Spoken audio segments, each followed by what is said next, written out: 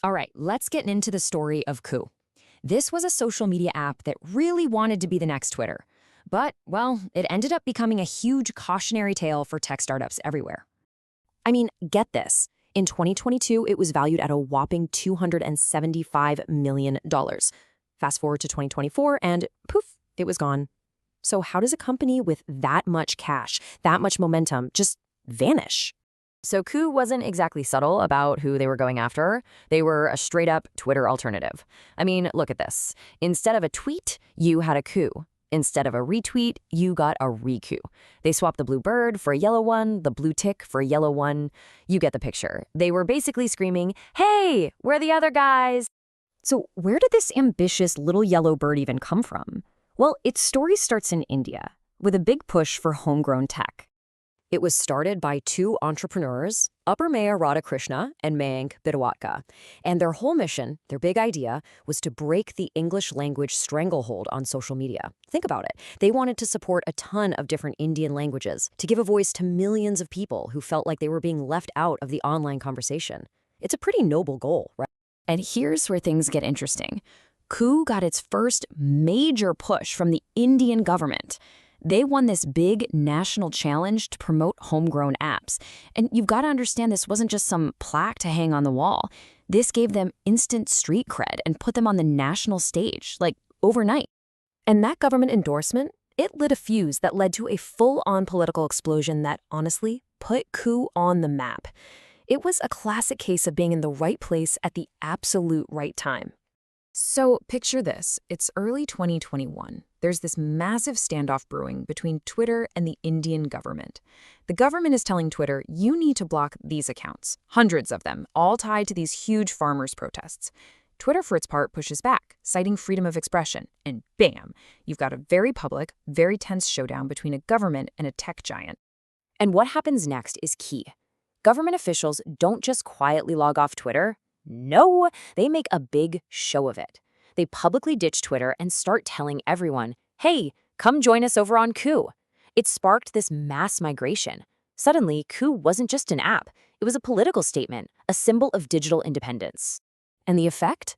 It was instantaneous. I mean, Coup already had a decent 2.6 million installs in its first year, which isn't bad. But during the standoff, its user base just exploded. It went vertical. It basically became the go-to platform for anyone siding with the government in this whole dispute. Okay, so with all this insane momentum in India, Coup started thinking bigger. They looked at the world map and thought, where else is Twitter getting into trouble? They literally developed a playbook. Find a country where the government is mad at Twitter and swoop in as the friendly alternative. First stop, Nigeria. And what do you know? They found almost the exact same situation. Twitter deletes a presidential tweet, the government bans Twitter, and just 5 days later, boom, the Nigerian government has an official Coup account. But here's the catch. It was totally temporary. The second the Twitter ban was lifted, pretty much everyone went right back. But their most fascinating and, let's be honest, most chaotic international adventure was in Brazil. And this time, it wasn't about a government ban at all. It was something else. This was late 2022. You might remember the chaos at Twitter right after Elon Musk took over. Well, a whole bunch of users were looking for an escape hatch, and a massive wave of Brazilians started searching for an alternative. And somehow, in this digital exodus, they stumbled upon this little yellow bird. And the growth was just unreal. Look at these numbers. On November 16th, Coup had about 2,000 users in Brazil. Just 48 hours later, on the 18th, they had over 1 million. That's not growth, that's a digital flash flood. It caught everyone, even Coup itself, completely off guard. But here's the kicker. This whole viral explosion was powered by a complete accident, a hilarious unintentional cultural blunder. See, it turns out that in Portuguese, the name Coup sounds, well, it sounds exactly like coup, which is let's say, a very crude slang word for your backside. The app became a national meme overnight. People were signing up just to be in on the joke. So you have these incredible, almost unbelievable moments of viral fame in India, Nigeria, Brazil. But underneath it all, the foundation was made of sand. All this growth was spiky. It was reactive. And the one thing that never lies? The bank account. The money was starting to run out. And this is the crazy part. At its absolute peak, Coup was valued at $275 million. That's over $250 million.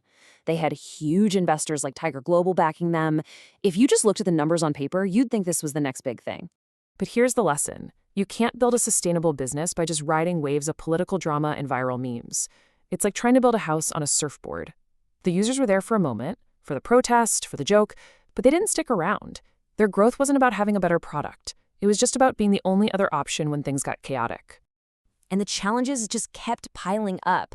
The market was totally unpredictable. Deals that could have saved them kept falling through. And the cost, my God, the sheer cost of just keeping the lights on for a global social media app is astronomical. We're talking servers, engineers, the whole shebang. It got so bad they were struggling just to pay their own employees. And so finally, in the summer of 2024, the founders had to make the call. They announced the shutdown. The ambitious dream of building a global Twitter killer was officially over. You know, the story of Coup is just such a fascinating case study. It proves that people do want alternatives to the big guys, but it also shows just how brutally difficult it is to actually build one that lasts. It really leaves you with a huge question. In a world dominated by these tech giants, is there actually room for another Twitter? Or is anyone who tries just destined to be a flash in the pan?